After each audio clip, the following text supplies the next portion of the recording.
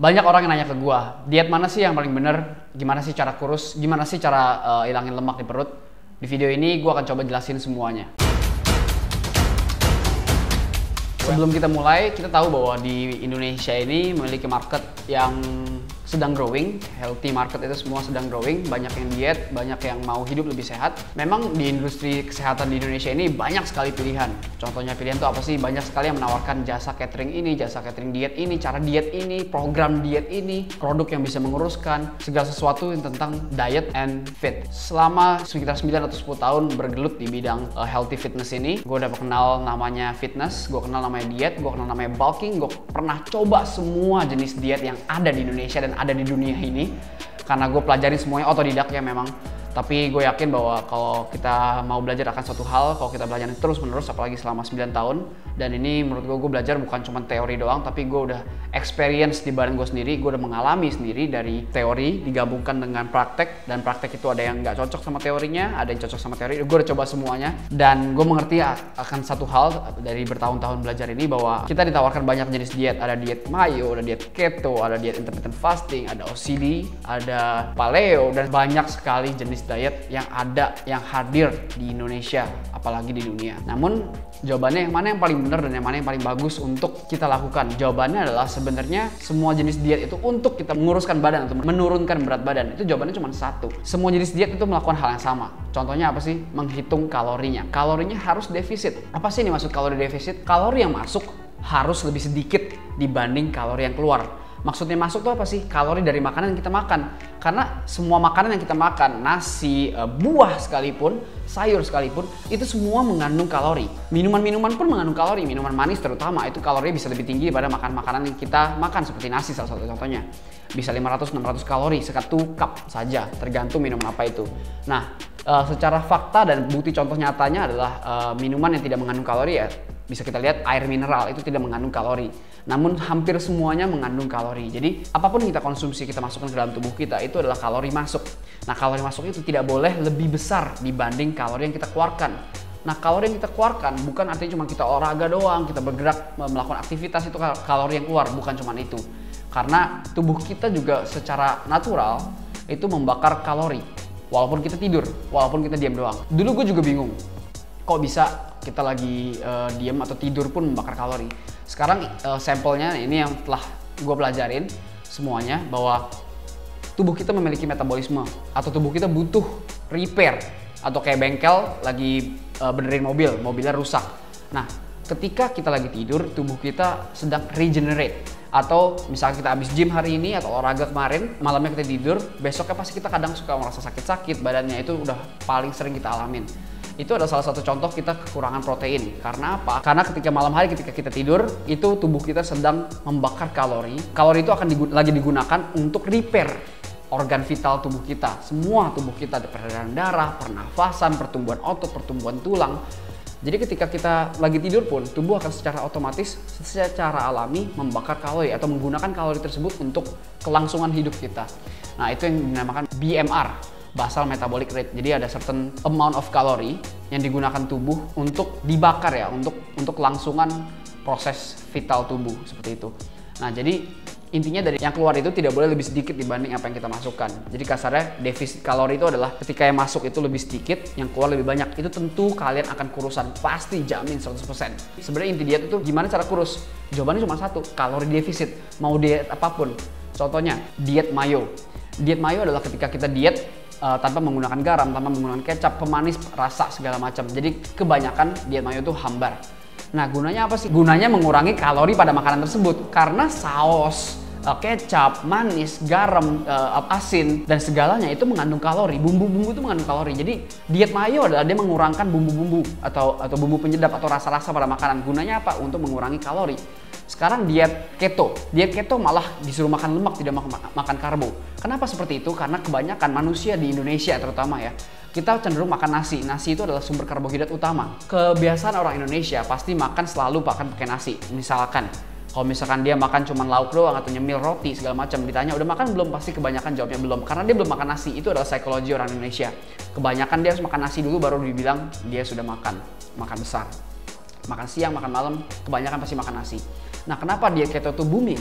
termasuk salah satu di Indonesia karena banyak yang berhasil diet keto. Tentu, kenapa? Karena dia tidak boleh makan karbo. Diet keto itu adalah kita tidak boleh makan karbo sama sekali, termasuk roti, termasuk nasi, mie, tepung, tidak boleh makan karbo, tapi dia boleh makan lemak baik. Nah, fungsinya apa sih seperti itu? Sebenarnya juga mengurangi kalori. Karena terlalu seringnya kita makan makanan karbo, kebanyakan biasanya kita makan karbo terlalu banyak daripada protein. Dan menu-menu lainnya, kita makan karbo terlalu banyak. Nah, kita dibiasakan di diet keto ini disuruh kurangin karbo. Ya pasti otomatis kalorinya kurang.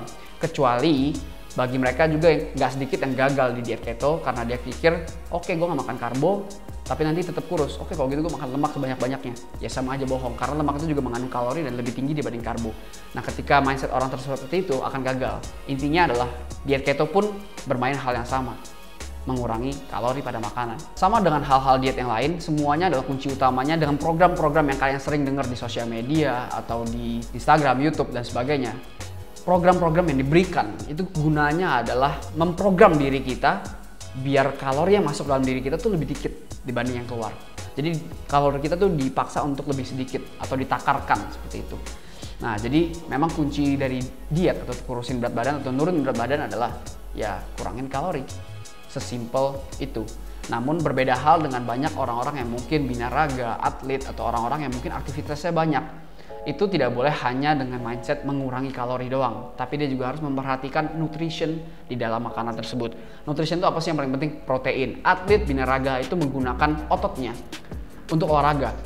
Jadi kasarnya tuh ketika kita lagi olahraga nih, otot kita tuh luka, robek, rusak. Dan dia butuh makanan. Makanannya apa sih? Makanannya protein. Biar apa? Biar ketika kita lagi tidur, protein atau makanan protein itu digunakan tubuh kita untuk repair otot itu, untuk tumbuh ototnya, untuk tumbuh tulangnya. Khusus orang yang memiliki aktivitas yang banyak, dia harus lebih memperhatikan nutrisi juga selain kalori. Memang kita kurangin kalori doang, kita pasti kurus. Tapi untuk atlet-atlet atau untuk orang yang memiliki aktivitas banyak, besoknya pasti badannya sakit-sakit ketika dia nggak memperhatikan nutrisi. Karena apa? Karena badannya tidak disembuhkan atau diberi makan yang cukup nutrisinya oleh kita. Seperti itu. Jadi selain kalorinya dikecilin, nutrisinya juga kita harus perhatikan seperti protein, jumlah proteinnya. Nah, itu topik pertama adalah tentang kalori. Gue ngomong bahwa kalori masuk ya makanan dan minuman yang kita konsumsi. Namun kalori yang keluar adalah kalori yang kita bakar ketika olahraga, ketika kita aktivitas, dan juga metabolisme kita. Nah, topik kedua adalah tentang metabolisme. Ternyata gue juga setelah gue pelajarin, metabolisme itu play a big role di dalam diet kita. Karena sekarang contoh gini aja ya, ketika gue sama adik gue gitu ya, kita satu darah nih misalkan, tinggi juga beda 3 cm doang, lebih tinggian gue 3 cm, itu juga mempengaruhi metabolisme. Tinggi badan tuh mempengaruhi metabolisme, cuman kita anggap aja sama ya tinggi badannya. Cuman otot gue lebih besar dibanding otot Daniel. Nah, jelas metabolisme tubuh gue akan cenderung lebih cepat dibanding Daniel. Karena apa? Karena tubuh gue, otot gue lebih besar dibanding Daniel. Otot gue lebih membutuhkan makanan lebih banyak dibanding si Daniel. Jadi ketika misalkan gue sama Daniel makan sama adek gue ya, makan makanan yang sama, jumlah kalorinya sama, sebut aja misalkan 3000 kalori dalam satu hari. Dua-duanya sama nih, olahraga juga sama. Besok mungkin Daniel naik berat badan atau gemukan atau lemak yang bertambah, gue nggak akan sebanyak itu bertambahnya. Karena apa? Karena metabolisme tubuh gue lebih cepat dibanding Daniel.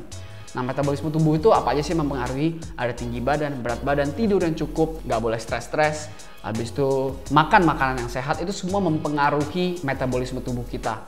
Nah, jadi kalau misalkan kalian tuh bisa cek banyak alat-alat di dokter atau alat-alat di fitness, walaupun nggak semuanya akurat 100%. Kita bisa cek BMR kita berapa sih, basal metabolic rate kita. Jadi secara otomatis satu hari tuh tubuh kita atau BMR kita tuh membutuhkan berapa kalori untuk dibakar untuk kelangsungan proses tubuh vital kita. Jadi kalau gue waktu itu pas lagi kuliah pernah cek, kalau nggak salah satu hari tubuh gue secara otomatis membakar sekitar 1500 atau 1700 kalori tanpa gue ngapa-ngapain, tanpa gue olahraga. Itu dulu pas kuliah. Habis itu gue juga cek ke temen gue yang cewek, badannya lebih kecil, lebih pendek jauh. Dia pas dites BMR-nya cuma 800 sampai 900 kalori per hari. Artinya si cewek itu, teman gue itu, dia tidur pun dia bakar 900 kalori, kurang lebih, tidak ada yang akurat. Nah, gue kurang lebih di sekitar 1700. Kenapa seperti itu? Karena tinggi gue lebih tinggi, badan gue lebih berat, olahraga gue lebih kuat, otot gue jauh lebih banyak. Nah, itu yang mempengaruhi metabolisme. Seperti itu. Jadi yang pertama tadi tentang kalori, yang kedua tentang boost metabolisme. Kita bisa boost metabolisme kita dengan cara kita kurangin stres kita, makan makanan yang lebih sehat, rajin olahraga. Karena ketika kita olahraga kita akan memacu tubuh kita untuk memproses metabolisme jadi lebih cepat. dan juga tidur sekitar tuh 6-8 jam lah per hari, kurang lebih seperti itu. Nah itu topik kedua tentang metabolisme. Namun selama perjalanan gue 9-10 tahun belajar di bidang nutrisi ini nggak sedikit yang gue pelajarin. Toh gue juga sudah mencoba semua jenis diet. Akhirnya yang paling benar adalah kita harus menghitung kalori. Biasa gue suka timbang-timbang tuh makan, kalau misalnya lagi mau makan ya gue masak sendiri, ayamnya gue timbang berapa gram, and then gue convert itu berapa kalori, bumbunya gue masukin, gue timbang-timbang lagi dan segala macam. Gue selalu menghitung kalori karena menurut gue ya diet yang paling benar adalah kalori. Proses pembelajaran gue berjalan terus-terusan, gue belajar satu hal lagi, dimana gue juga ada konsul sama dokter ahli gizi dan beberapa dokter lainnya, karena gue juga cuma lumayan punya channel tentang dokter-dokter di bidang sana. Gue belajar dan juga gue belajar dari jurnal yang ada, maupun itu internasional maupun itu lokal, gue pelajarin semua. Ternyata ada satu yang belum gue pernah tahu sebelumnya caranya. Salah satunya adalah kita harus mengkonsumsi serat yang banyak untuk kembali lagi untuk membantu proses diet kita. Bukan artinya dengan mengkonsumsi serat, oh lu pasti kurus, nggak ada yang seperti itu. Jadi serat itu dari mana sih? Serat itu dari buah-buahan, sayur-sayuran, itu mengandung serat. Kalau misalnya kalian mau lihat itu di Nutrition Facts itu ada namanya fiber atau serat. Di roti tawar pun ada serat. Gue selalu memperhatikan itu. Biasa kalau gue makan roti tawar, gue pilih yang seratnya tinggi. Yang gue baru tahu adalah ternyata serat-serat tersebut bisa membantu proses diet kita. Gimana caranya? Pertama adalah serat dengan kualitas yang tinggi itu bisa dengan yang banyak ya. Itu bisa membantu, serat itu membantu mengikat minyak, lemak-lemak pada makanan yang kita mau makan. Jadi nih misalkan kita makan serat lah ya, kita sering makan sayur, kita sering makan buah dengan kuantitas yang lumayan banyak dan sering konsisten ya, tidak ada yang berhasil tanpa konsisten yang pasti. Nggak mungkin cuma satu kali makan buah makan sayur besok kurus, nggak mungkin. Nah jangan lupa untuk kita mengkonsumsi serat dari buah dan sayur, kita juga harus dengan catatan menghitung kalori pada buah dan sayur tersebut, karena kembali lagi buah dan sayur itu juga kalori. Kalau kebanyakan kita makan itu memang mengandung vitamin yang sehat, serat yang bagus. Namun kalau kebanyakan tetap aja itu kalori dan bisa membuat kita susah untuk diet kalau kalorinya nggak pas. Nah serat-serat yang kita konsumsi itu ternyata bisa membantu mengikat minyak dan lemak pada makanan yang kita mau makan. Jadi kasarnya tuh setelah kita makan fiber atau makan serat, mengkonsumsi serat, kita mau makan makanan sehari-hari kita, karena makanan sehari-hari kita kebanyakan pasti kita pakai minyak ya untuk masaknya. Mau restoran sekalipun, mau makan rumah sekalipun pasti kan pakai minyak. Mau minyak olive oil, mau minyak coconut oil, semua tuh pasti mengandung kalori yang tinggi. Jadi si serat itu setelah gue pelajarin dari berbagai jurnal dan dari beberapa teman ahli spesialis gizi dokter gue, ya serat itu ternyata bisa mengikat minyak pada makanan tersebut. Sebagian ya, bukan semua ya, nggak mungkin semuanya. Jadi si serat itu bisa mengikat sebagian dari minyak makanan tersebut dan juga lemak-lemak pada makanan tersebut, karena semua makanan itu mengandung lemak. Ayam rebus sekalipun, coba aja cek di aplikasi hitung kalori ya, Nutrition Facts, itu ada lemaknya sedikit. Nah jadi kasarnya si serat itu bisa mengambil atau mengikat minyak, lemak, sebagian lemak pada makanan tersebut untuk dibuang lewat BAB. Nah itu biasanya serat itu ternyata bisa kayak gitu. Jadi setidaknya bukan artinya mengurangi kalori ya, tapi kasarnya dia tidak jadi tertimbun di lemak perut, tapi dibuang dulu sama si serat tersebut. Nah itu salah satu poin pertama dari si serat. Dia bisa seperti itu. Serat itu ada dua, serat itu ada serat larut dan serat tidak larut. Nah gabungan dari keduanya itu memiliki benefits yang bagus untuk tubuh kita. Satu, serat larut itu akan membantu untuk mengikat hal-hal tadi yang gue sampaikan. Nah serat tidak larut akan membantu untuk mendorong atau menarik hal-hal yang tadi sudah diikat, didorong melalui otot peristaltik tubuh kita, didorong ke proses selanjutnya sampai ke feses atau BAB. Jadi serat larut dan serat tidak larut itu dua-duanya memiliki benefits yang bagus untuk tubuh. Dia akan mengikat berbagai jenis lemak, baik itu dari minyak, baik itu dari gajih, dari lemak hewani, ataupun kolesterol, dan tepung atau karbohidrat yang berlebihan atau gula yang berlebihan secara langsung ya, supaya dibuang. Yang kedua, nah ternyata si serat, gabungan dari serat itu akan menghasilkan secara natural, akan menghasilkan bakteri baik pada usus yang namanya bakteri flora normal. Bakteri baik pada usus yang namanya flora normal tersebut akan memfermentasikan serat tersebut menjadi asam lemak rantai pendek yang akan membantu metabolisme lemak pada tubuh kita. Gimana caranya? Dengan cara meningkatkan termogenesis lemak atau pembakaran lemak. Nah jadi itu yang gue pelajarin dan mungkin bisa dibilang lumayan ahli di bidangnya, karena gue udah selain teori yang gue pelajarin, gue juga benar-benar mencoba semuanya, benar-benar mencoba segala jenis diet dan melihat respon pada tubuh gue, apakah dia berubah ataukah nggak berubah. Pernah kok gue gagal, pernah berhasil. Nah jadi makanya sekarang gue tuh kalau misalnya lagi mau diet ya, gue pasti jaga makanannya, gue hitung kalorinya. Kalau misalkan mau jalan-jalan ke holiday juga kan nggak mungkin kita bisa masak kan. Jadi ya gue perkirakan, gue udah hafal kurang lebih ini tuh kurang lebih berapa kalori, ini tuh berapa kalori segala macam. Jadi kebiasaan gue tuh untuk menjaga jumlah kalori gue.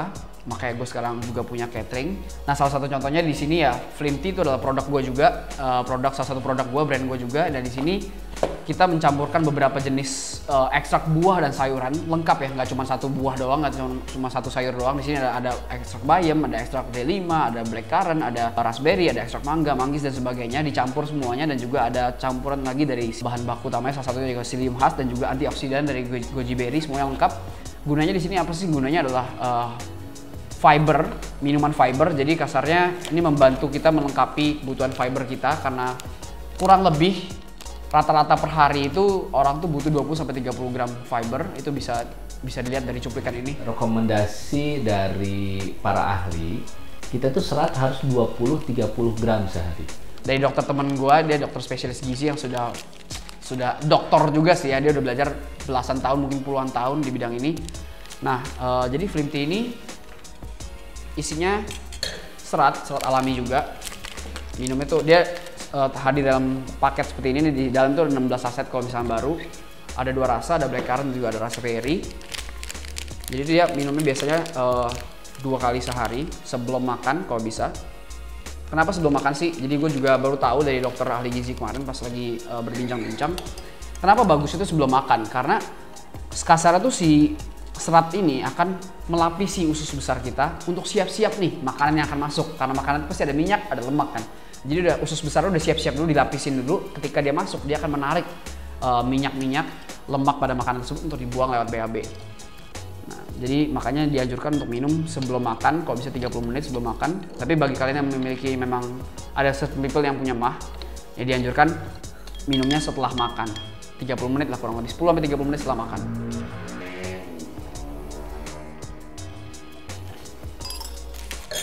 Dan biasanya setelah kita minum ini juga bisa dibuktiin bahwa biasanya gue habis minum ini, and then habis itu makan, nggak lama kemudian sekitar malamnya atau besok pagi gue pasti langsung BAB dan gue bisa lihat bahwa itu memang benar. Kasarnya pas gue lihat bahwa tuh minyak-minyak dan lemak-lemak pada makanan yang hari itu gue makan. Misalkan gue tadi makan padang, gue bisa lihat seperti itulah.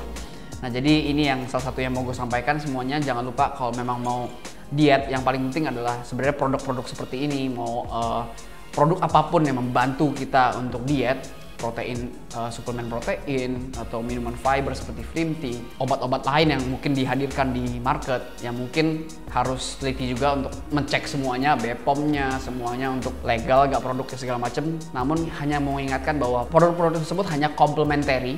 Complementary itu adalah artinya tambahan, bukan substitusi ya, bukan menggantikan makanan yang kita makan. Jadi itu hanya membantu, bukan artinya dengan ini dipastikan kalian bisa kurus, dengan ini kalian dipastikan bisa diet, bisa langsing dan sebagainya. Tidak boleh, tidak mungkin seperti itu tanpa didukung dengan gaya hidup yang lebih sehat, pola makan yang lebih teratur, olahraga yang teratur juga. Jika itu dikombinasikan, semuanya akan bisa tercapai dengan berat badan yang ideal, turun berat badan itu bisa tercapai. Jadi kembali lagi, dari semua edukasi yang diberikan, yang paling penting adalah pola hidup, pola makan yang jauh lebih sehat.